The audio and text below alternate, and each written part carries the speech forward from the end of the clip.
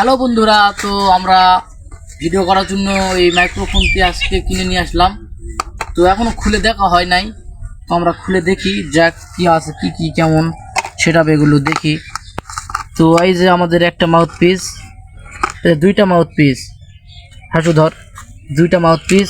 এই যে আমাদের মোবাইলের পিছনে লাগানো তারপর তারপর তারপর এই যে এখানে আমাদের চার্জার পিন আছে, এগুলো সবগুলোই দিয়েছে। তো আমরা ভিডিও ক্লিয়ার করার জন্য এগুলো নিয়েছি। তো এই যে চার্জারের পিন দিয়েছে। তো আমরা আরও টাকা জোগাড় করতেছি, আমরা স্ট্যান্ডও কিনবো ইনশাল্লাহ। আপনাদের মাঝে থাকবো, আপনারা শুধু আমাদের সাপোর্ট করে যাবেন।